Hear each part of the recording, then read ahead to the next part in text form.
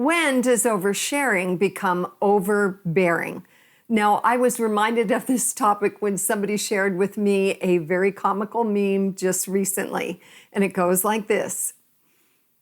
I crashed my bike in 1986 and scraped my knee. We didn't have internet then, so I'm telling you now.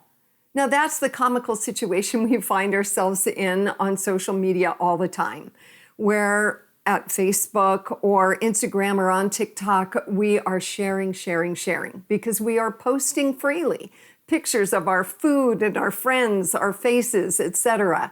And we don't think of it in terms of being balanced necessarily, but in a conversation, it must be. I like the way Dr. Marissa Franco, she's a psychologist and she's also considered a friend expert. She defines oversharing like this. It is a person's need to share exceeding the listener's capacity to listen. Now that's a good framework for all of us to remember.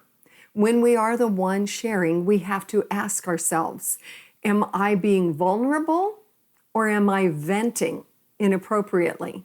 And then we have to consider the person we're talking to. Do they have the capacity to understand us, to empathize with us? Are they somebody who can offer us insight and compassion and wisdom? Then we also know that we have to curtail and not compromise anybody else's privacy. That's also oversharing. When we are listening, we get to use those I statements. The I statements say, I feel, fill in the rest of the blank. So I feel so happy you shared that with me. And then we can continue the conversation. But if someone has overshared, we might say, I feel uncomfortable knowing this much information. It sounds too personal and private. And then we follow up with a boundary. I'd rather not continue this conversation. I don't want to talk about this further.